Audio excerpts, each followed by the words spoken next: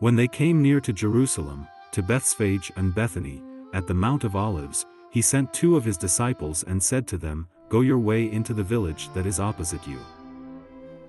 Immediately as you enter into it, you will find a young donkey tied, on which no one has sat. Untie him and bring him. If anyone asks you, 'Why are you doing this?' say, 'The Lord needs him.' And immediately he will send him back here." They went away, and found a young donkey tied at the door outside in the open street, and they untied him. Some of those who stood there asked them, "What are you doing, untying the young donkey?" They said to them just as Jesus had said, and they let them go. They brought the young donkey to Jesus and threw their garments on it, and Jesus sat on it. Many spread their garments on the way, and others were cutting down branches from the trees and spreading them on the road. Those who went in front and those who followed cried out, "Hosanna! Blessed is he who comes in the name of the Lord. Blessed is the kingdom of our father David that is coming in the name of the Lord. Hosanna in the highest." Jesus entered into the temple in Jerusalem. When he had looked around at everything, it being now evening, he went out to Bethany with the 12. The next day, when they had come out from Bethany, he was hungry. Seeing a fig tree afar off having leaves, he came to see if perhaps he might find anything on it. When he came to it, he found nothing but leaves, for it was not the season for figs. Jesus told it, "May no one ever eat fruit from you again," and his disciples heard it. They came to Jerusalem, and Jesus entered into the temple and began to throw out those who sold and those who bought in the temple, and overthrew the money changers' tables and the seats of those who sold the doves.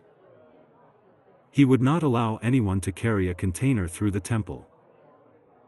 He taught, saying to them, "Isn't it written, 'My house will be called a house of prayer for all the nations'? But you have made it a den of robbers." The chief priests and the scribes heard it, and sought how they might destroy him. For they feared him, because all the multitude was astonished at his teaching. When evening came, he went out of the city. As they passed by in the morning, they saw the fig tree withered away from the roots. Peter, remembering, said to him, "Rabbi, look! The fig tree which you cursed has withered away." Jesus answered them, "Have faith in God.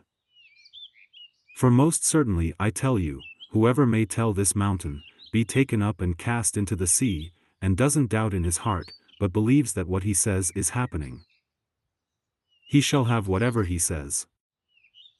Therefore I tell you, all things whatever you pray and ask for, believe that you have received them, and you shall have them. Whenever you stand praying, forgive, if you have anything against anyone, so that your Father, who is in heaven, may also forgive you your transgressions. But if you do not forgive, neither will your Father in heaven forgive your transgressions." They came again to Jerusalem, and as he was walking in the temple, the chief priests, the scribes, and the elders came to him, and they began saying to him, "By what authority do you do these things? Or who gave you this authority to do these things?" Jesus said to them, "I will ask you one question. Answer me, and I will tell you by what authority I do these things. The baptism of John, was it from heaven, or from men? Answer me." They reasoned with themselves, saying, "If we should say, 'From heaven,' he will say, 'Why then did you not believe him?' If we should say, 'From men,' they feared the people, for all held John to really be a prophet." They answered Jesus, "We don't know." Jesus said to them, "Neither will I tell you by what authority I do these things.